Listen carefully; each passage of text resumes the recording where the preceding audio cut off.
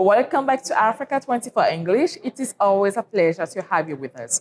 Today, in this new edition and special edition of the interview, we are with Mr. Omar Arouna, President of Global Affairs and Engagement at Gunster Strategies Worldwide. And with him, we are going to look back at the potential, at the export potential between Africa and the Caribbean. Mr. Arouna, welcome to Africa 24 English. Thank you for having me. Well, sir, you are a key leader of Gunster Strategies Worldwide that is specialized in issue advocacy and ballot campaigns. Can you please tell us more about yourself and about the activities of Gunster Strategies Worldwide? Yeah, thank you very much. Prior to going to Gunster Strategy Worldwide as the president of a global affair and engagement, I was the former ambassador of Benin to the US. And before that, I spent about almost 15 years on K Street in Washington, D.C., advocating for African affairs as well as U.S. corporations wanting to do business in Africa. So with that wealth of experience, I bring to Gunster Strategy, which is an issue advocacy firm, a marketing firm, as well as branding and a public relations firm. And at Gunster Strategy, we pride ourselves to say that we are the strategies behind the Brexit in Europe some years ago, where we were able to advocate successfully for the UK to be take the part of self-determination by removing themselves from the EU. That said, we also have a lot of engagement around the world, and we've done several campaigns. For example, we currently are running a campaign in Moldova. We've done campaign in Pakistan, we've done campaign in Africa, in Nigeria, as well as other African countries. So that's we bring that wealth of knowledge, and that we can help really make the engagement between Africa and the rest of the world, its diaspora and the Caribbean, effective. Well, talking about that, in that way, can you tell us how Gunster Strategies Worldwide can help foster trade and investment between Africa and the Caribbean? Well, before you trade, you have to know who you're trading with. You have to know what project you're trading, and then you have to be able to make that connection. And we make it our work to engage people, basically helping them first know the market by having a better understanding of the market. And we do some research, pooling, so we can really segment the market and help people understand what the market is, and in Africa as well as in the Caribbean. So once you're able to understand what the market is, you can leverage the potential in that market. And that's what we do. We brand you so you can position yourself better than any other of your competitor, so you can go and assess effectively that market and help really leverage all the development that is there to have.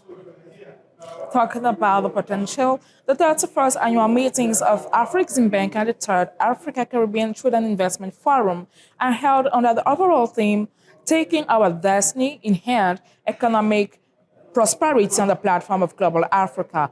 In your opinion, is this theme timely in a context where African and the Caribbean countries are struggling to trade, first of all, among themselves at the regional level?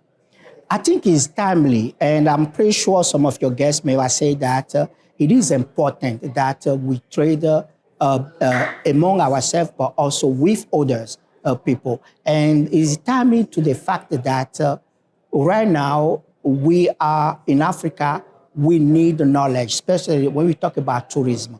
The Caribbean countries have been at the forefront of the tourism for a long time. For example, I mean, one of the speakers yesterday was saying that in Bahamas, they receive about 10 million tourists a year. In Africa, for example, Ghana receives only 1 million a year. So we think definitely should be able to learn from the Bahamian how they're able to absorb that much tourism so we can replicate. No need for African country or where the Caribbean country to reinvent the wheel. Where there is expertise in our continent, they can come and borrow, and where they have expertise in the Caribbean, we can come and borrow the know-how. In that light, what are the stakes for both regions in terms of trade, investment, and even infrastructures? What are the what? What are the stakes? The stakes are high. The stakes are high to the extent that is about the new world and is about development, is about the future of the next generation. And the stake can be seen in the environmental condition where you have the global warming. We should be able to learn how to tackle those issues while trying to develop ourselves. I like somebody who always say, I think it's my wife, she always say that we can walk and chew gum at the same time. Well, talking about what you just mentioned, the bold step that we have to take. In 2022, the International Trade Center published a report identifying a $1 billion in export potential between Africa and the Caribbean, indicating that by channeling investment into growth areas, Africa could increase its merchandise exports to the Caribbean by 54% by 2026. What do you see as priority sectors for investment? I think the priority sector for investment is energy renewable. Because if you don't have any energy, you cannot build industry. That's one thing that is important. Obviously, the human factor, which is tourism, is important because once you're able to move people from one area to the other one, you can create activities. To that effect, you have to engage in transportation. Because to move, right now, you know that to travel from any African country, even to another African country, or from an African country to a Caribbean country, is just like going to the moon, obviously. So we have to be able to create the logistic, the transportation logistic. In addition to that, we have to automate our even shipping logistic. So those are the basic infrastructure that will enable commerce around those countries. So those are, for me, should be the priorities. Energy first, logistic and transportation, create the condition, the policy condition for each of the country. So basically, engaging each other is not necessarily that a hurdle track. According to some experts, Africa, comprising 17% of the world's population, commands just about 4% of global GDP and about 2% of world manufacturing output. What can be done to change that?